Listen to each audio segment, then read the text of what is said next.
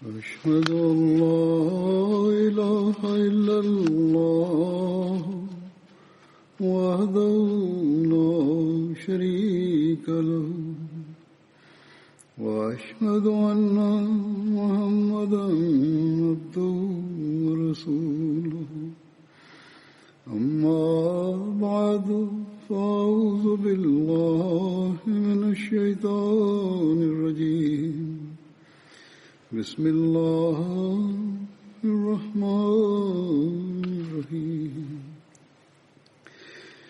الحمد لله رب العالمين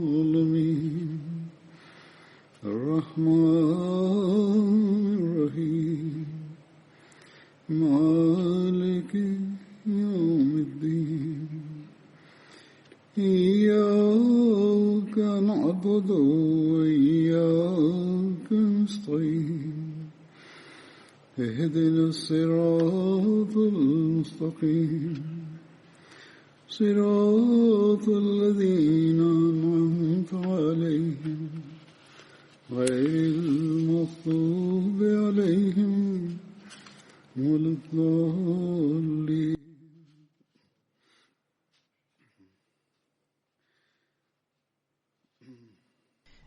كنت في الخطبة الماضية أتحدث عن سيدنا بلال رضي الله عنه،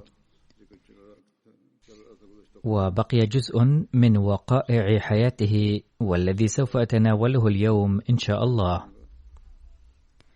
عن أبي هريرة أن رسول الله صلى الله عليه وسلم حين قفل من غزوة خيبر فسار ليله حتى إذا أدركه الكرى عرس وقال لبلال: اكلأ لنا الليل، أي أخبرنا عن وقت الصلاة وأيقظنا عند موعد صلاة الفجر.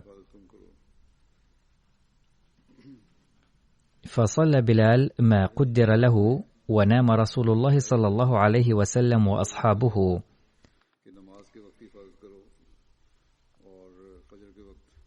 فلما تقارب الفجر استند بلال إلى راحلته مواجه الفجر، فغلبت بلالا عيناه وهو مستند إلى راحلته، فلم يستيقظ بلال ولا أحد من أصحابه حتى ضربتهم الشمس. فكان رسول الله صلى الله عليه وسلم أولهم استيقاظا، ففزع رسول الله صلى الله عليه وسلم فقال: أي بلال؟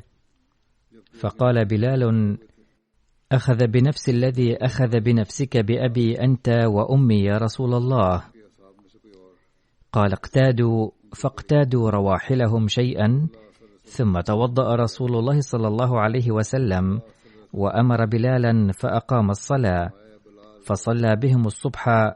فلما قضى النبي صلى الله عليه وسلم الصلاة قال: من نسي صلاة فليصلها إذا ذكرها، فإن الله عز وجل قال: وأقم الصلاة لذكري. عندما دخل النبي صلى الله عليه وسلم الكعبة يوم فتح مكة كان بلال رضي الله عنه معه، حيث جاء في رواية ما مفاده عن ابن عمر رضي الله عنهما أن رسول الله صلى الله عليه وسلم دخل الكعبة يوم الفتح ودعا بلالا وعثمان بن طلحة، ففتحا الباب، فدخل رسول الله صلى الله عليه وسلم ومعه بلال وأسامة بن زيد وعثمان بن طلحة، وأغلقوا الباب. فمكث فيه النبي صلى الله عليه وسلم هناك برهة ثم خرج. يقول ابن عمر رضي الله عنه: سبقت بسرعة وسألت بلالا فقال: صلى رسول الله صلى الله عليه وسلم في الكعبة. سألته: أين؟ قال: بين العودين. يقول ابن عمر رضي الله عنه: فنسيت أن أسأله كم صلى من سجدة، فكان بلال يخبر الناس فيما بعد أين صلى رسول الله صلى الله عليه وسلم في الكعبة.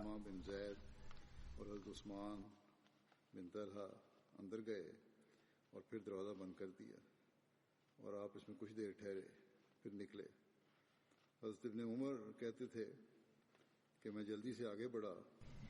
وعن ابن أبي مليكة أن النبي صلى الله عليه وسلم أمر بلالا يوم فتح مكة أن يؤذن على سقف الكعبة ففعل.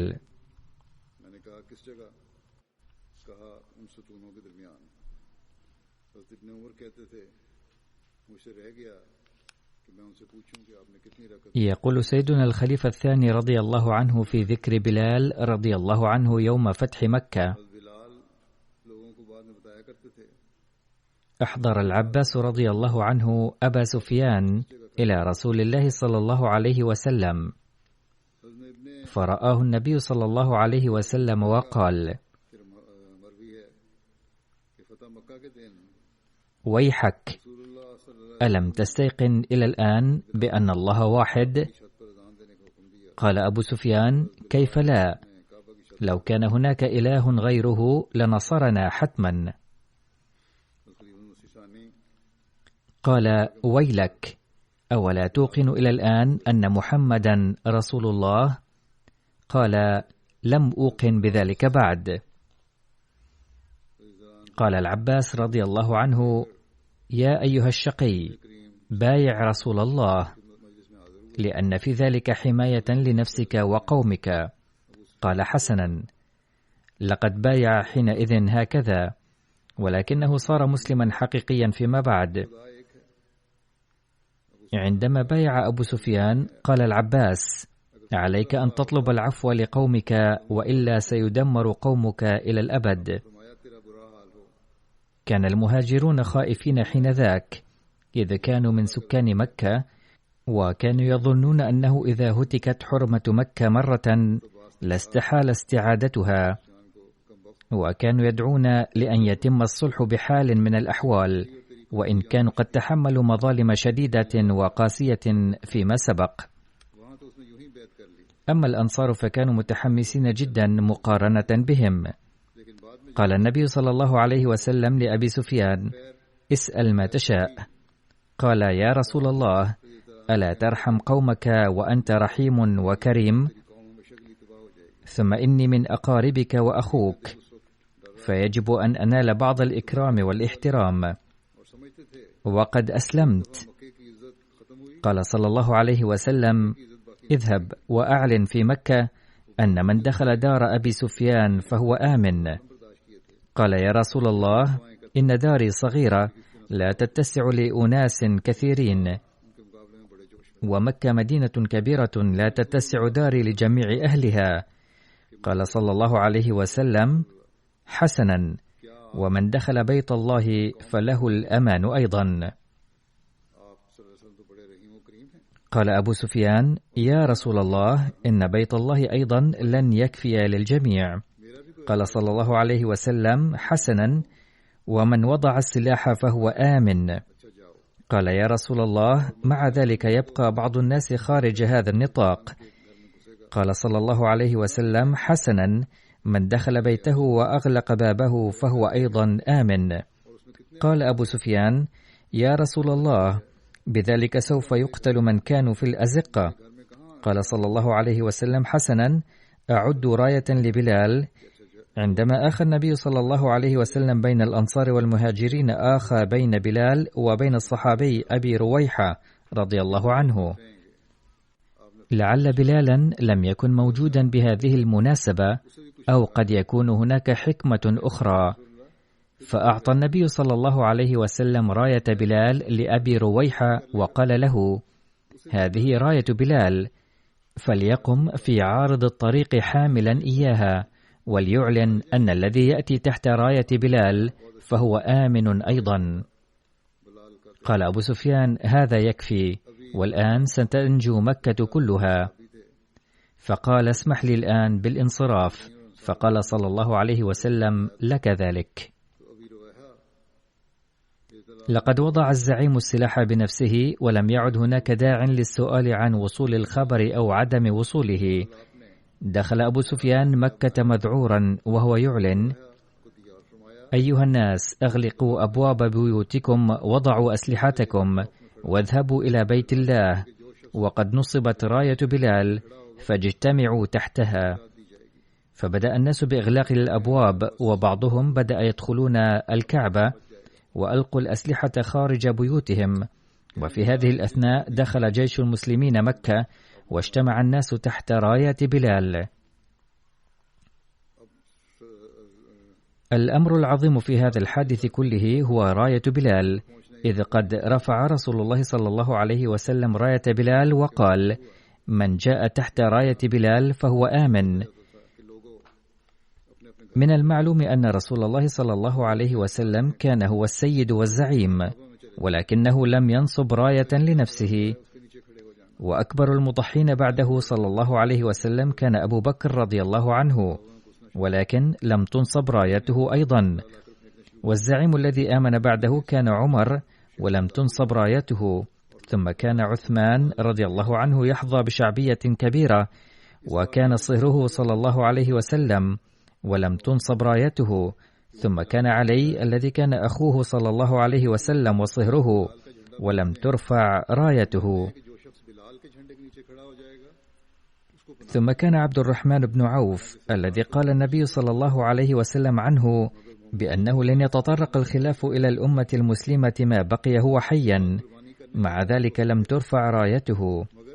ثم كان العباس رضي الله عنه، وكان عمه صلى الله عليه وسلم، وإذا تكلم أحيانا أمام النبي صلى الله عليه وسلم بما ينافي الأدب فما كان صلى الله عليه وسلم يغضب عليه، ولكنه صلى الله عليه وسلم لم يصنع رايته أيضا.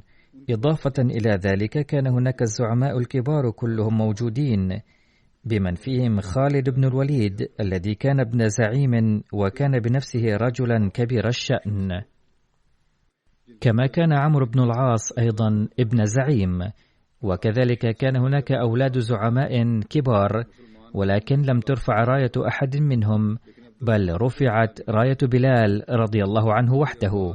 ما هو السبب في ذلك يا ترى؟ كان السبب وراء ذلك أنه عندما كان الهجوم يشن على الكعبة، كان أبو بكر رضي الله عنه يرى أن الذين سيقتلون هم إخوته وأقاربه.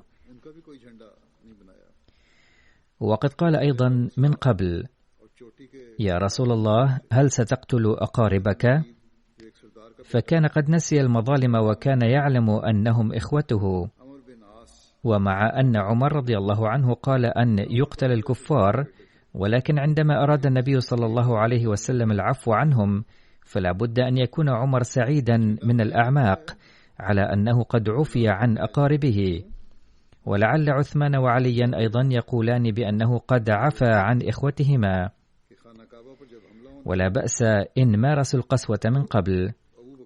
ومن الممكن أن يكون النبي صلى الله عليه وسلم أيضا يفكر عند العفو عنهم أن فيهم عمه وإخوته وصهره وغيرهم من الأقارب، ولو عفى عنهم لا نعم ما فعله، إذ قد نجا أقاربه.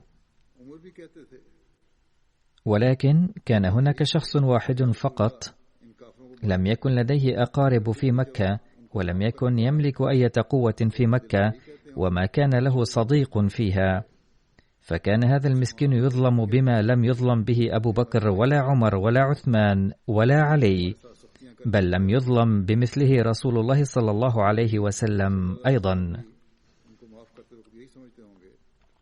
ولقد وضحت من خلال رواية في الأسبوع الماضي، فذكرت أن النبي صلى الله عليه وسلم وأبا بكر رضي الله عنه قد منعا من الظلم نوعا ما بسبب قرابتهما، وشرحت الأمر. ولكن بلال تعرض لظلم لم يتعرض لمثله النبي صلى الله عليه وسلم ولا أبو بكر رضي الله عنه، ولم ينكر المصلح الموعود رضي الله عنه هنا وقوع الظلم بهما، بل قال بأن ما وقع من الظلم ببلال لم يتعرض لمثله أحد آخر. ثم ذكر حضرته تفصيل هذا الظلم ومن أي نوع كان، فقال: كان بلال وحده يطرح عاريا على الرمال الحارقة. ترون أنكم لا تستطيعون أن تمشوا حفاة في شهر مايو أو يونيو، ولكنه كان يطرح على الرمل الحارق، وكان الشباب يقفزون على صدره لابسين الأحذية ذات المسامير الحديدية. ويطلبون منه أن يقول بأن هناك آلهة سوى الله وأن محمدا رسول الله كاذب. وعندما كانوا يضربونه بشدة كان بلال يقول بلهجته الحبشية: أشهد أن لا إله إلا الله، أشهد أن لا إله إلا الله. وكان يرد عليهم قائلا: يمكنكم أن تظلموني كما تشاءون، ولكن ما دمت قد رأيت أن الله واحد فأنى لي أن أقول إن هناك أكثر من إله، وما دمت أعلم جيدا أن محمدا رسول الله صادق فأنى لي أن أكذبه. فكانوا يعودون إلى ضربه، وكان حاله هذا يستمر على المنوال نفسه في شهور الصيف.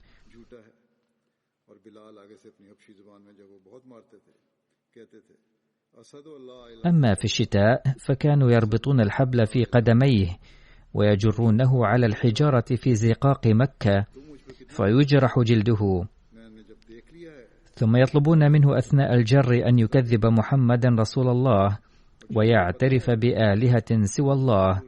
فكان رضي الله عنه يقول: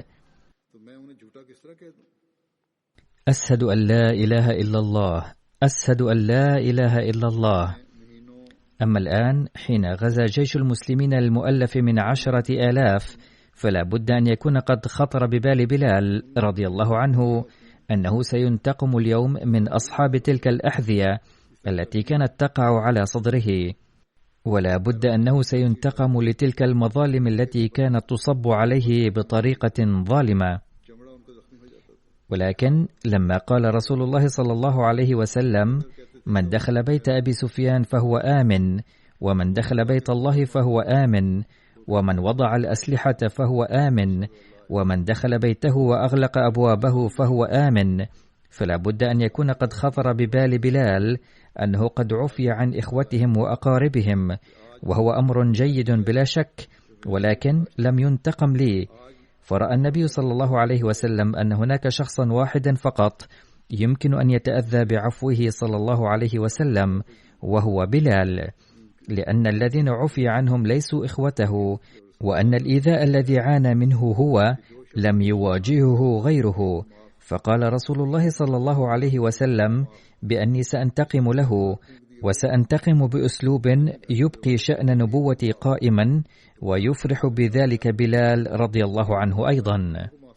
فقال صلى الله عليه وسلم: أقيموا راية بلال وقولوا لزعماء مكة الذين كانوا يقفزون على صدره لابسين الأحذية وكانوا يجرونه بشد الحبل في قدميه ويطرحونه على رمال حارقة: إذا كنتم تريدون أن تنقذوا حياتكم وحياة أولادكم فتعالوا تحت راية بلال.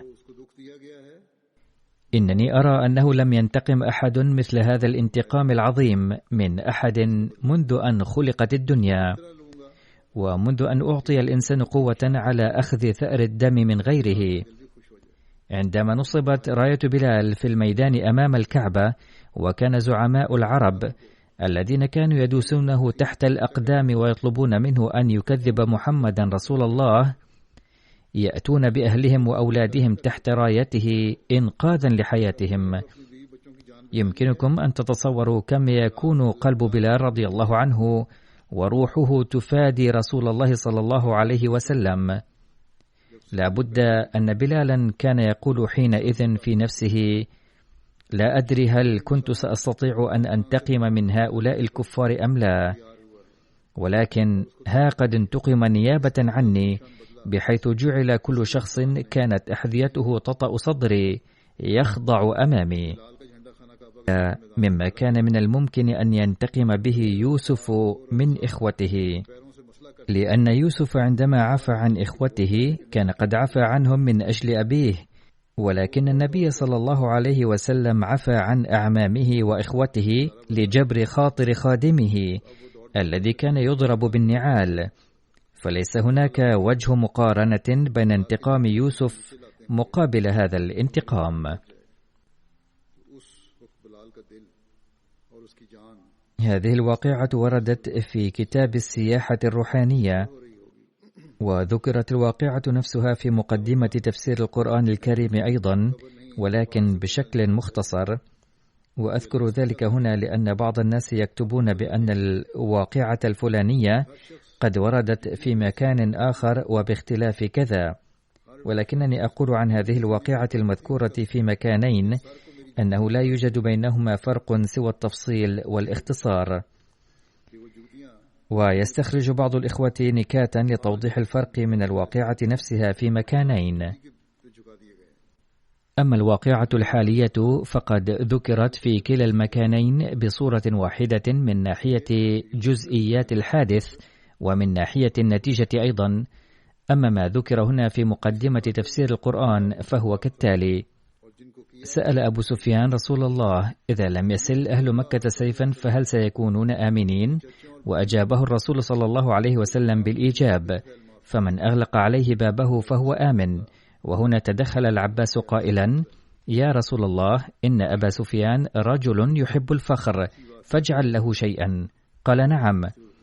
من دخل دار أبي سفيان فهو آمن، ومن دخل المسجد الحرام فهو آمن، ومن ألقى سلاحه فهو آمن، ومن أغلق عليه بابه فهو آمن، ومن دخل دار حكيم بن حزام فهو آمن.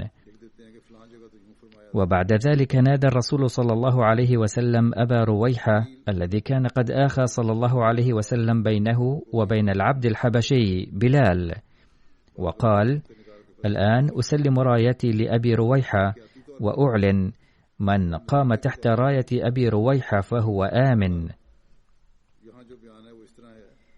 وفي نفس الوقت أمر بلالا أن يمضي أمام أبي رويحة مناديا: من قام تحت راية أبي رويحة فهو آمن. هذا أمر إضافي في هذا المقتبس. فما ألطف الحكمة التي يكنها أمر النبي صلى الله عليه وسلم هذا، فكانوا أهل مكة يربطون قدمي بلال بالحبال ويجرونه في أزقة مكة، فأزقة مكة لم تكن آمنة لبلال، بل كانت محل التعذيب والاستهزاء والإهانة. تخيل النبي صلى الله عليه وسلم مدى رغبة الانتقام المتكررة في قلب بلال ذلك اليوم،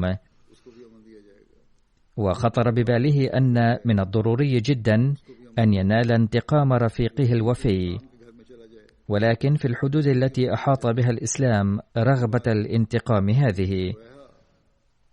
فلم ينتقم صلى الله عليه وسلم لبلال بسل السيوف وضرب أعناق الذين اضطهدوه، ولكنه بدلا من ذلك أعطى الراية لأخي بلال، وكلف بلالا بمهمة عرض السلام على معذبيه السابقين تحت الراية التي يحملها أخوه.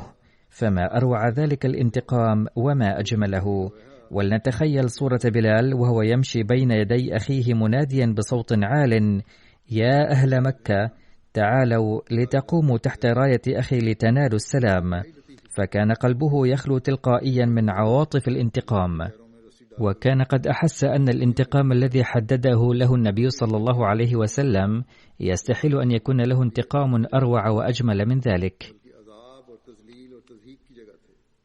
ثم يقول سيدنا الخليفة الثاني رضي الله عنه عن صبر سيدنا بلال ومركزه يوم فتح مكة: هذه المظالم قد مورست على بلال، فالاضطهاد الذي كان يتلقى بلال في مكة قد مر بيانه سابقا أيضا.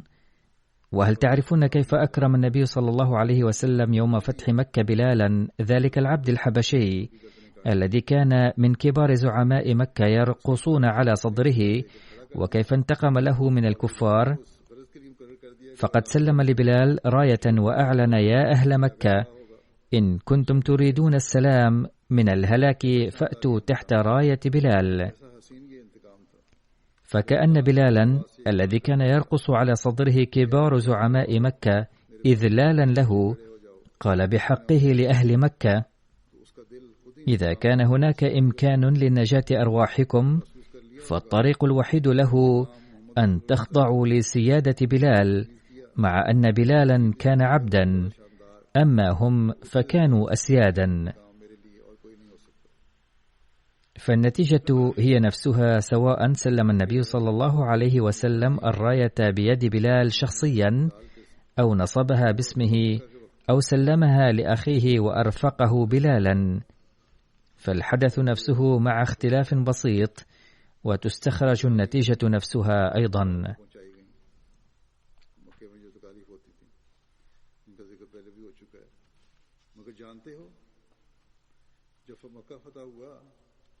عن سيدنا عبد الله بن عمر رضي الله عنه أنه كانت هناك عادة، وهي أن يمشي أمام النبي صلى الله عليه وسلم يوم العيد رجل يحمل الرمح، وكان سيدنا بلال عادة هو الذي يحمل ذلك الرمح. ويقول محمد بن عمر أن سيدنا بلالا كان ينصب ذلك الرمح أمام النبي صلى الله عليه وسلم في ميدان العيد، حيث كانت تقام صلاة العيد في ميدان.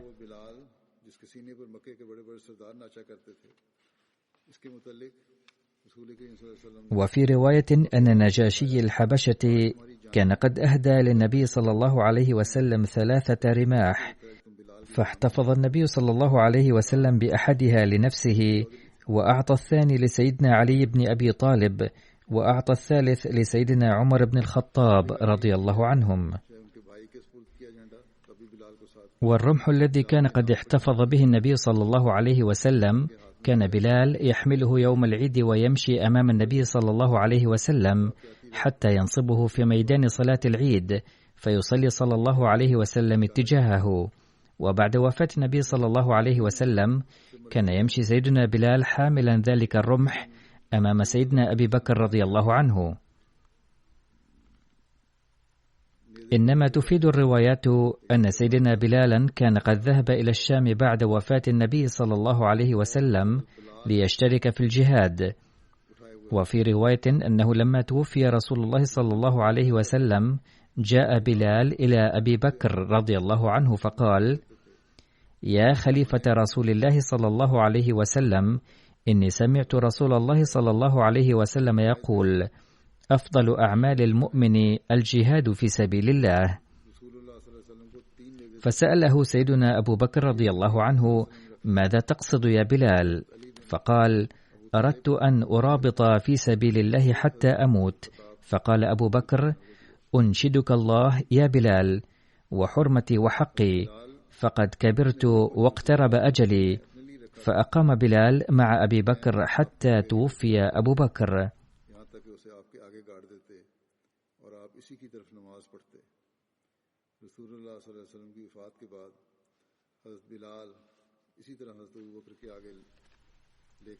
فلما توفي جاء بلال إلى عمر رضي الله عنه فقال له كما قال لأبي بكر، فرد عليه كما رد أبو بكر، فأبى وأصر على الخروج للجهاد. فقال له عمر: إلى من أعهد رفع الأذان بعدك؟ فقال: إلى سعد، لأنه قد أذن في حياة النبي صلى الله عليه وسلم. فأمر سيدنا عمر رضي الله عنه سعدا أن يؤذن وأولاده بعده، وأذن لبلال بالخروج للجهاد إثر إصراره.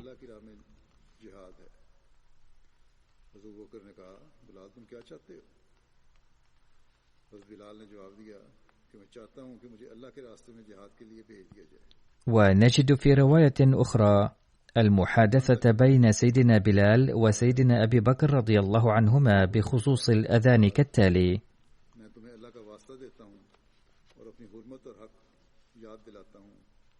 عن موسى بن محمد عن أبيه أنه لما مات رسول الله صلى الله عليه وسلم كان بلال يؤذن، فإذا قال: أشهد أن محمدا رسول الله، انتحب الناس في المسجد. فلما دفن رسول الله صلى الله عليه وسلم قال له أبو بكر: أذن. فقال له: إن كنت أعتقتني لأن أكون معك فلك ذلك، وإن كنت أعتقتني لله فخلني ومن أعتقتني له. فقال: ما أعتقتك إلا لله. قال: فإني لا أؤذن لأحد بعد رسول الله صلى الله عليه وسلم. فقال: فذلك إليك. قال: فأقام في المدينة حتى خرجت بعوث الشام في عهد سيدنا عمر رضي الله عنه، فسار معهم.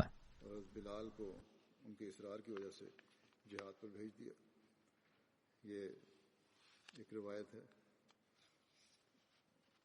और एक रिवायत में हज़रत बिलाल और हज़रत अबू बकर के अज़ान देने के हवाले से जो मुकालमा हुआ उसका यूं जिक्र मिलता है कि मूसा बिन मोहम्मद अपने वालिद से रिवायत करते हैं।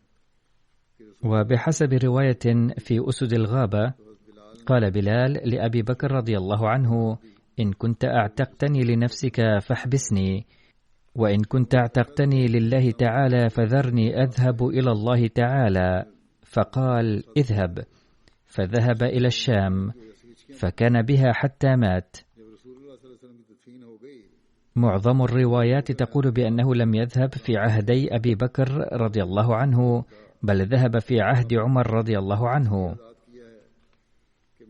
وقيل إنه أذن لأبي بكر رضي الله عنه بعد النبي صلى الله عليه وسلم.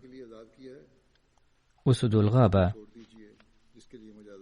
وجاء في رواية أن بلالا مرة رأى النبي صلى الله عليه وسلم في منامه وهو يقول: ما هذه الجفوة يا بلال؟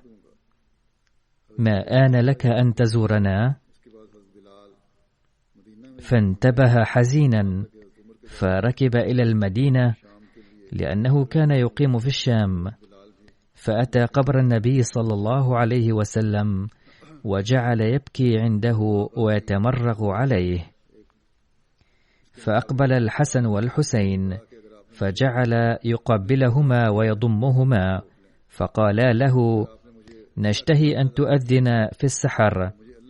فعلى سطح المسجد فلما قال: الله أكبر الله أكبر، ارتجت المدينة. فلما قال: أشهد أن لا إله إلا الله، زادت رجتها.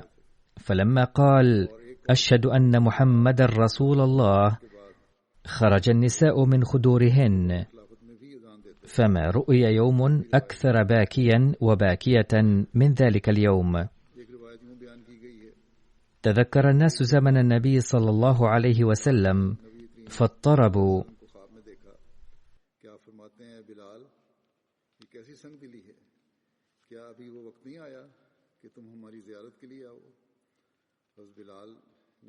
في عهد عمر رضي الله عنه حين استأذنه بلال رضي الله عنه للجهاد، قال له عمر رضي الله عنه: ما يمنعك أن تؤذن؟ فقال بلال: إني أذنت لرسول الله صلى الله عليه وسلم حتى قبض، وأذنت لأبي بكر حتى قبض، لأنه كان ولي نعمتي، وقد سمعت رسول الله صلى الله عليه وسلم يقول: يا بلال، ليس شيء أفضل من الجهاد في سبيل الله. فخرج إلى الشام مجاهدا. وإنه أذن لعمر بن الخطاب لما دخل الشام مرة واحدة. قال الراوي: فلم ير باكيا أكثر من ذلك اليوم.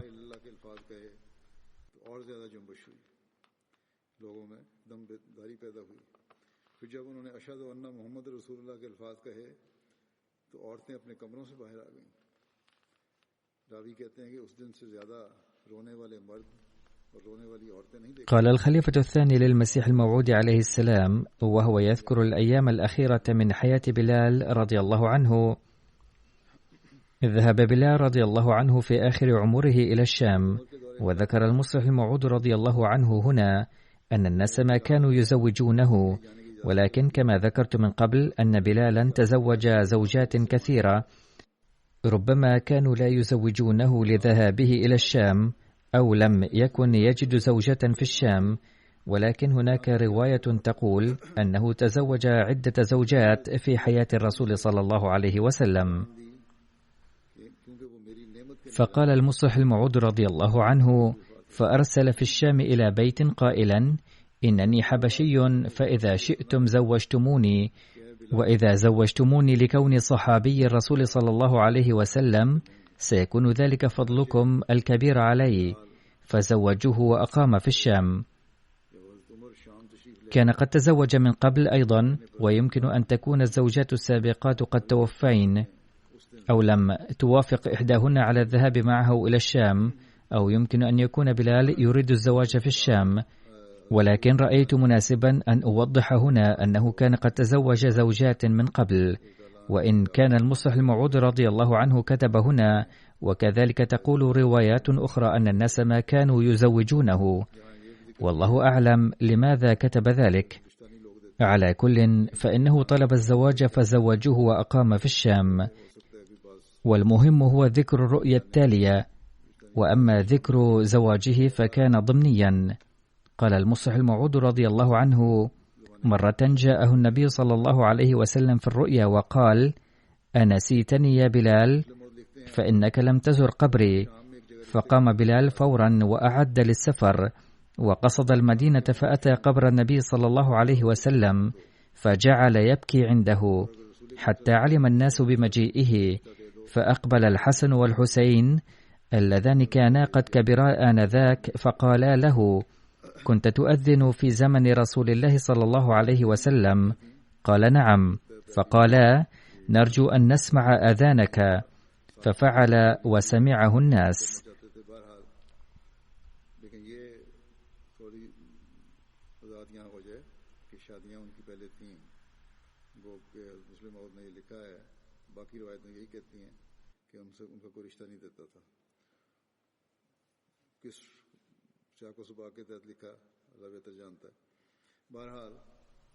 إن عمر رضي الله عنه في عهد خلافته لما دون الدواوين بالشام كان بلال قد خرج إلى هناك فأقام بها مجاهدا، فقال عمر لبلال: إلى من تجعل ديوانك؟ قال: مع أبي رويحة، لا أفارقه أبدا للأخوة التي كان النبي صلى الله عليه وسلم عقد بيني وبينه.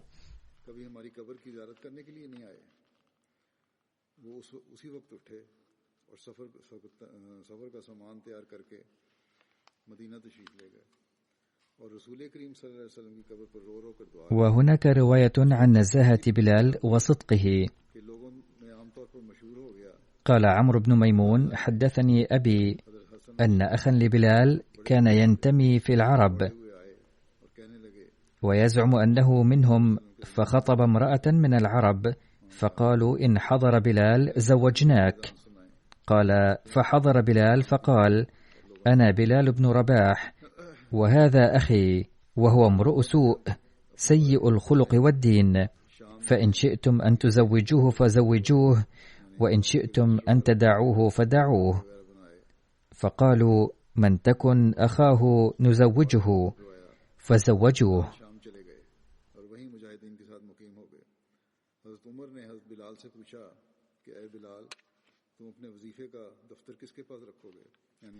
حدث زيد بن أسلم أن بني أبي البكير جاءوا إلى رسول الله صلى الله عليه وسلم فقالوا: زوج أختنا فلانا. فقال لهم: أين أنتم عن بلال؟ ثم جاءوا مرة أخرى فقالوا: يا رسول الله، أنكح أختنا فلانا. فقال: أين أنتم عن بلال؟ ثم جاءوا الثالثة فقالوا: أنكح أختنا فلانا. فقال: أين أنتم عن بلال؟ أين أنتم عن رجل من أهل الجنة؟ قال: فأنكحوه.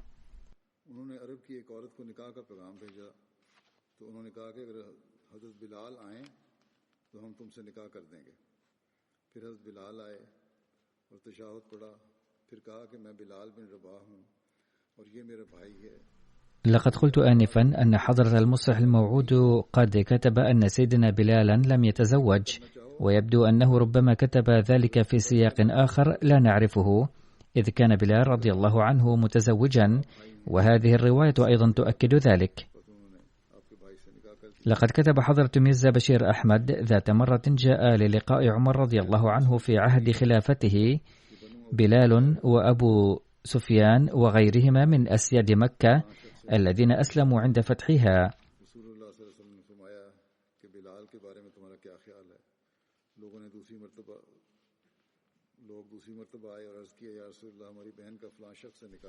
أقول: يبدو أن ذكر بلال قد أضيف في هذه الجملة.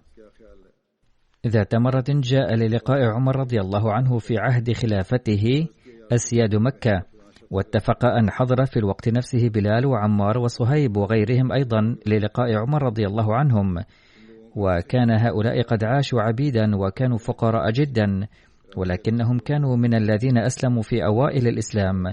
ولما أخبر عمر رضي الله عنه بذلك دعا للقاء بلالا وغيره من هؤلاء العبيد قبل أولئك الزعماء. ويبدو أن أبا سفيان كانت لا تزال فيه بقية من نزعة الجاهلية، ولما رأى هذا المشهد استشاط غضبا وبدأ يقول: هل كان علينا أن نرى هذا العار؟ ننتظر للقاء ويكرم هؤلاء العبيد باللقاء قبلنا. فلم يلبث سهيل أن رد على أبي سفيان وقال: من المذنب في ذلك؟ لقد قام محمد صلى الله عليه وسلم بدعوتنا جميعا إلى الله تعالى، فسارع هؤلاء إلى تلبية ندائه، أما نحن فتأخرنا في ذلك، فلم لا يفضل هؤلاء علينا؟ وقد ذكر حضرة المصلح الموعود رضي الله عنه هذه الواقعة على النحو التالي مبينا مكانة سيدنا بلال رضي الله عنه. جاء سيدنا عمر رضي الله عنه إلى مكة في خلافته ذات مرة، فجاء للقائه العبيد الذين كانوا يجرون من النواصي واحد تلو الآخر، وكان اليوم يوم عيد، وكان أبناء كبار أسياد مكة قد حضروا عند عمر رضي الله عنه ليسلموا عليه قبل قدوم هؤلاء العبيد. وما أن استقر بهؤلاء الزعماء الجلوس عند عمر حتى حضر بلال، وهو الذي كان يعيش عبدا من قبل، وكان الناس يضربونه ويجرون جسده العاري من الثياب على الأرض ذات الحصى المدبب، وكانوا يلقون على صدره حجرا ثقيلا جدا ويقولون له: قل سوف أعبد اللات والعزى، ولكنه كان يقول في كل مرة: أشهد أن لا إله إلا الله. فلما رأى عمر بلالا رضي الله عنهما قال لأولئك الزعماء: تنحوا قليلا وخلوا المكان لبلال. فلما أخذ بلال مجلسه جاء صحابي آخر من العبيد، فقال عمر لهؤلاء الزعماء: تأخروا قليلا وأفسحوا لفلان. ولم يمضي وقت طويل حتى جاء صحابي آخر من العبيد، فما كان من سيدنا عمر رضي الله عنه إلا أن قال لهؤلاء الزعماء كالسابق: تنحوا قليلا وأفسحوا له. ولأن الله تعالى كان يريد إذلال هؤلاء الزعماء، فكان من صدف القدر أن حضرها يومها عند عمر 8 أو 10 من هؤلاء الصحابة الذين كانوا في الأصل من العبيد واحدا بعد الآخر.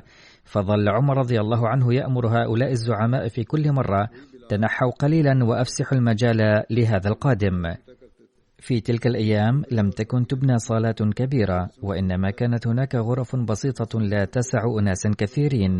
فلما امتلأت الغرفة بالصحابة العبيد اضطر هؤلاء الزعماء للجلوس في مكان الأحذية، فلم يطيقوا هذا الخزي، فخرجوا من المجلس على الفور وقالوا فيما بينهم: لم نرى يوما أشد خزيا من هذا، فهؤلاء العبيد الذين كانوا يختموننا قد أجلسوا في صدر المجلس وأجبرنا على الجلوس في الخلف حتى وصلنا مكان الأحذية وتعرضنا للذل والهوان أمام الجميع. فلما سمع كلامهم أحدهم الذي كان أكثرهم ذكاء قال: لا شك أننا قد لقينا الخزي والهوان اليوم، ولكن السؤال: من هو المسؤول عن ذلك؟ عندما كان آباؤنا وإخواننا يضربون ويؤذون رسول الله صلى الله عليه وسلم وأصحابه، كان هؤلاء العبيد يفدونه بأرواحهم. أما وقد صار الحكم لمحمد رسول الله صلى الله عليه وسلم الآن، فمن ذا الذي هو الأحق بالإكرام عند أتباعه صلى الله عليه وسلم؟ هل يكرمونكم أنتم الذين كنتم تؤذونه صلى الله عليه وسلم، أم يكرمون هؤلاء العبيد الذين كانوا يضحون بأرواحهم في سبيل الإسلام؟ ولذلك فإن هؤلاء العبيد أحق بالتكريم منا، فلماذا تشتكون من هذه المعاملة اليوم؟ فبسبب تصرفات آبائنا لم نلقى المعاملة التي تلقاها هؤلاء العبيد.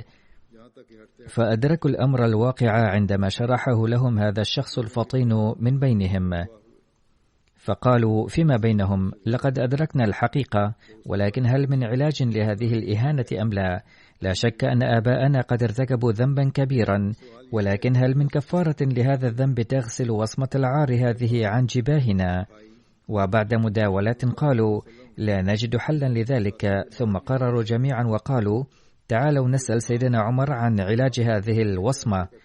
فلما رجعوا إليه كان المجلس قد انفض وذهب الصحابة كلهم، فقالوا لعمر رضي الله عنه: لقد جئناك نستشير في الأذى الذي تعرضنا له في مجلسك هذا اليوم. فقال عمر رضي الله عنه: لا تستاء مني، إنهم صحابة رسول الله صلى الله عليه وسلم، وكان يجلسهم في صدر مجلسه دائما، فكنت مضطرا لأجلسهم فيه. لا شك أنكم قد تأذيتم كثيرا فيما فعلت، لكني كنت مضطرا. فقالوا: نحن ندرك اضطرارك، لكننا جئنا نسألك فقط هل من سبيل إلى غسل هذا العار، وهل هناك ماء يمكن به غسل هذه الوصمة؟ كان سيدنا عمر رضي الله عنه يعرف ما كان عليه آباء هؤلاء الشباب من شأن وشوكة وهيبة، فلما سمع قولهم اغرورقت عيناه، حيث فكر كيف ترد هؤلاء من العلياء بسبب آثامهم، فغلبت عليه الرقة حتى لم يستطع أن يجيبهم باللسان، وإنما أشار بيده إلى الشام، حيث كان المسلمون يقاتلون جيوش قيصر الروم، وكان رضي الله عنه يعني أن وصمة العار هذه لن تمحى إلا إذا شاركتم في ذلك القتال وضحيتم بأرواحكم. فخرجوا جميعا من فورهم وركبوا جمالهم متوجهين ناحية الشام. ويخبرنا التاريخ أنه لم يرجع أي منهم حيا. هكذا محى هؤلاء بدمائهم الزكية وصمة عار تلطخت بها جباههم نتيجة أفعال آبائهم. إذن فأولا لا بد من تقديم التضحيات لنيل المكانة العالية، وثانيا إن من تعاليم الإسلام الجميلة أن الذين يضحون ويكونون من الأوفياء من البداية فلهم المكانة العليا في كل حال، ولو كانوا من العبيد أو من أي عرق ونسل، وقد بوأهم الإسلام هذه المكانة عن جدارة واستحقاق، وهذه المكانة ينالها كل إنسان أيا كان، بغض النظر عن كونه من الأغنياء أم من الفقراء. فالذين يضحون ويكونون أوفياء ويضحون بأرواحهم ويبذلون كل غال ورخيص هم الذين ينالون هذه المكانة الرفيعة.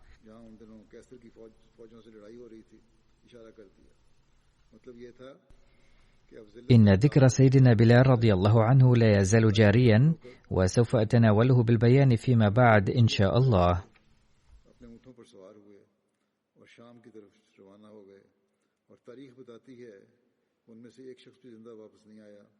इस तरह उन्होंने अपने खून के साथ उस जिल्लत के दाग को मिटाया जो उनकी पेशानी पर अपने बाप दादा के फाल की वजह से लग गया था। बस एक तो ये है कि कुर्बानियाँ देनी पड़ती हैं तभी मुकाम मिलता है, और इस्लाम की ये खूबसूरत तालीम है कि जो कुर्बानियाँ करने वाले हैं, जो शुरू से ही वफा दिखाने वाले हैं, उनका मुकाम बहरहाल ऊंचा है, चाहे वो हबशी गुलाम हो या किसी नस्ल के गुलाम। और ये वो मुकाम है जो इस्लाम ने हक पर रखा है, जो अपनी मेरिट पर रखा है, और हर एक को मिलता है। ये नहीं कि कौन अमीर है कौन गरीब है।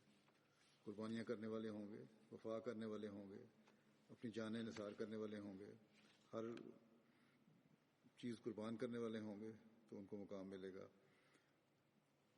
इंशाअल्लाह ताला ये जिक्र जो है बिलाल का ये भी जारी है, आइंदा भी बयान होगा।